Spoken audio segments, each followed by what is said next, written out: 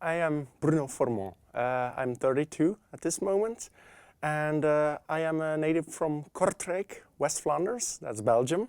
And I went to University of Southern California, Los Angeles in 2007 and 8.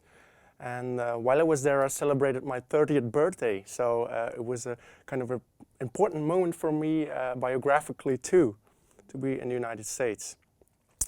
So why did I choose University of Southern California? Well, it's in Los Angeles. The weather is great in Los Angeles. That's of course a bonus, but that was not, of course, the most important element. I chose USC because of a very good school, music school, because I am a music historian. And USC has the Flora Thornton School of Music, which is a vast faculty. It has 175 professors and a large student body, a big international student body. And I went there to study with one particular professor, Bruce Allen Brown, who happened to be an expert in the field I am working in, and that's 18th century opera. So why do you work on 18th century opera in Los Angeles? That's because LA has a lot of wonderful research institutes. Of course, there's USC itself, which has lots of facilities, a great library, etc. But apart from that, you have in LA the Getty Research Institute, which I worked at. There was the Clark Library of UCLA, and I live close to the Huntington Library. So that's another important collection for my field. And apart from that, I went to USA for a lot of other things, for traveling around. I discovered America the Beautiful, which I did not know about before.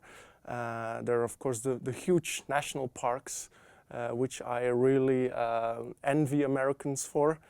There are, of course, the big cities. I went to Washington, partly to work at the Library of Congress, another magnificent collection, musically speaking. We went to Philadelphia, if I remember well, New York. So we pretty traveled a lot. My wife accompanied me. She took a year off, and we had a most wonderful time. Actually, I had two options in mind. One was Princeton, which I knew a professor well, and the other was USC. USC was kind of an easy choice in the end because I met two professors, different professors from USC at conferences, and it was actually the second one, Adam Gilbert, who said, why don't you come to USC? And said, okay, that's a good idea, that's a nice place, interesting, it's more than a campus, it's an interesting city, and it's California. So that went quite easily. I did not have to apply or do things most non-postdocs have to do. I think you have to look at different things. A lot of students go for one particular professor, an expert in the field, which I did, or go for a specific department, a specific topic. But you also have to look at the environment. Is it a great city you can learn a lot from? Los Angeles for me was a great experience. I mean, this is this huge urban sprawl, and more people in the LA area than Belgium, so that you have to adapt a lot, and that's part of I think the process, the learning process of living there. So what would I advise? I think keep as many possibilities open. Do not just stick to one because it's not because Harvard is in the rankings higher than, for example, USC, that Harvard will be a better place for you. I mean, you have to look at lots of factors before you choose.